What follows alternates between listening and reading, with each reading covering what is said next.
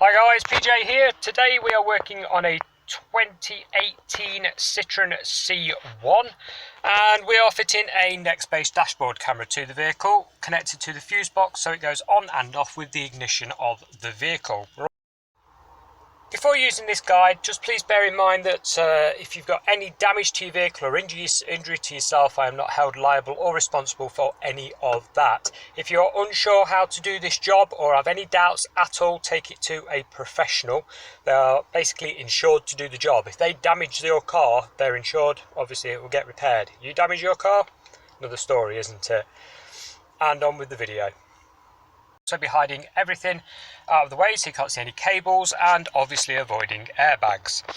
Now, if you're going to fit a camera of any kind, you would be advised to get something like this. This is a next-base fitting kit. You can get other brands though. You get them from places like Amazon, eBay, normally your local car shop, etc. That type of place, yeah? And what you're going to get is a main power cable that replaces the power cable that comes with your camera, which has got a mini USB on the end, and obviously it's got a positive and negative connections on the end. They also come with little fuse spurs, which are these things, and I can actually show you one of those because I've unpacked it. There you go. This is a fuse spur, and what this does is basically double up the socket in the fuse box. Okay, so it acts a little bit like your mains extension in your home, whereby you plug one in and then you've got more than one socket to use. Same principle. Comes with a fuse to work the camera, this one here, 3 amp, and then the fuse you remove from your fuse box goes in the spare slot here. Okay, bullet connector on the end, ready to plug straight into the end of your wiring harness. There you go, there's your wiring that comes with it, with the kit. So there's your bullet connector, goes into the fuse spur there. There's your earth spade, obviously put that to a decent earth, some sort of chassis bolt, etc. I'll show you the one that I use on this vehicle. Now the new C1s have got the fuse box on the right hand side underneath the steering wheel for us UK people. So they've actually moved them, they were in a different place, so they're over the right hand side and there's a nice earthing point right next to it. There's a factory earth we can use. Now the other thing you want to do is remember to fit your filter that come with this little cylinder, yeah, in the box, in the kits, and all you do, as you can see here, is wrap the cable through it, yeah, like so, yeah, so it goes all the way around it, through it and out the other side, and then click it together like this. And as if by magic, there we go. So we've gone through it, round it and out again, quite near to the end there, leave a little bit of flex so you can obviously bend the end of it, etc. And that stops interference with DAB radios and that type of thing. Well, I say stop, it will help against interference. Sometimes you may still get a little bit, but very doubtful if you're running one of these.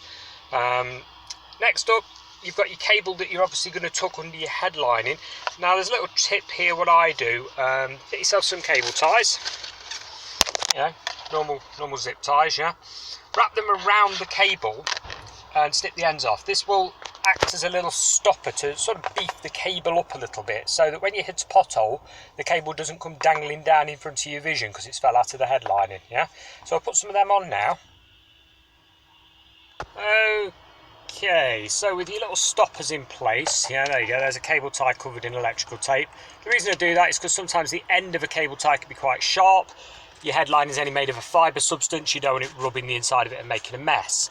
So tuck it up underneath your headlining. You can pull your headlining down with your fingers.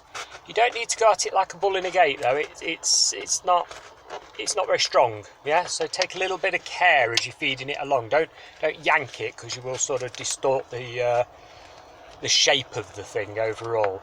And just tuck it in, like you can see there, all the way along. There we go, until we get to sort of here, yeah, and then the little bit of cable wants to be dangling down. Okay, next up we need to be pulling this rubber weather seal away. Now I normally start down here to grab it. Now just be warned, when you pull it away there's like a gluey white substance that's like a sealing compound. If you get it on your fingers, do not get it on your trim or your carpet or anything like that. This stuff is pure evil. You'll never get it out of the fabric. Trust me, it's a right mess. So, you know, especially if you're watching this video in a few years' time and the car's a bit older, it might have gone dry. This particular car's got delivery mileage only, so obviously it's very gooey. Just pull the trim carefully off all the way up. Just watch that white goo that I'm on about. If you get it on your fingers, don't get it on the car. There you go, you can actually see the white goo all the way along there.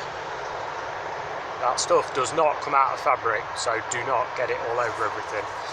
Right, next up, you're just going to lift the corner slightly of that. That's all you need to do.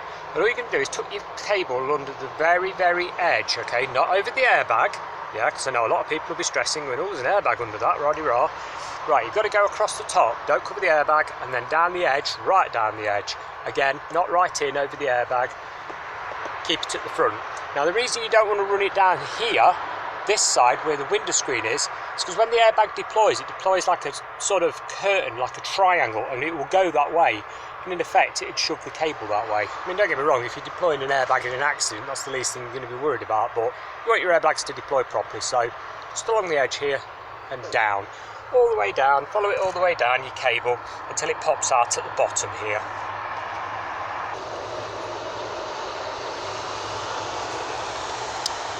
Okay, so when we get down to this area, you've got a little side panel here, yeah?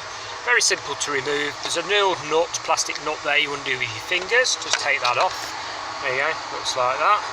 And there's a clip, one at the top, one at the bottom, yeah? Which has come out of this hole, obviously up here. Just pop it off. Again, watch your white glue, you don't want that all over everything. And you can either use this bolt here, it's getting focused, there we go guys, sorry, as an earthing point. You can undo that one and put it behind it, bolt it back up again. Or there's a, if I can even show you, there, earthing point just there, which is a factory earth point. Undo that, try and keep your connections in contact with the body while you do it. You just want to undo it slightly and shove your earth spade underneath it. We'll do that now. Okay, so moving on, we've put our rubber seal back on again, and we've put our kick panel back on again. We earthed it, as I was saying to you originally, there on the original vehicle earth. And now you're going to need either a multimeter, like this, or one of the little screwdrivers with a bulb in the end. So you can test your fuses and find which accessory fuse is good for ignition on and off, okay? So obviously if you test your fuses, you're just basically using your prong here, yeah? Touch the end of the fuse, because you can normally see the ends of the fuses, yeah? They're like little shiny caps. I'll show you. There. At the end of the fuse, look, you've got two shiny points normally. There. And if you touch that, when your ignition is on, you're looking for a sort of 11.5 to 12.5 volt readout, or you need your little screwdriver, your test probe screwdriver, to illuminate, to light up. Turn your ignition off and touch the little probe again, yeah? And it should either read 0 voltage or your little light on your screwdriver should go off. That's not this fuse here, that's the one in your fuse box, which on this car is a right little sod to get to. It's right up there, next to the... Can we get a video on that? Oh dear, really awkward camera angle, guys. There we go. Bit dark. You see it? Right here. There you go. Now there's 3 rows of fuses, okay? I've already tested and I'm using the 5 amp on the far left hand row, okay, right at the back here. Like I say, it is really dark. Let me grab a little torch, maybe you can see. Alright, torch on. There we go, that's a bit better, isn't it? Okay, so I'm using this very end one here. This is an ignition switched accessory fuse, and I'm going to put my fuse spur into that. So I'll be removing this fuse and using that for my fuse spur. Obviously your make and model of car may have a different fuse box layout, so make sure you check for an accessory position fuse. Do not use anything for airbags or ABS or anything like that. It must be accessory fuse. Okay, and there we go. Fuse spur in. Yeah, all wiring tucked behind the side panel here, out of the way, nicely taped up, nice and tidy. What you're looking for really is a factory fit finish, so you don't want to be seeing any wires anywhere or any damage, so just take your time with it. Just move my torch out of the way there, guys. And now you're ready to unpack your camera and to test everything.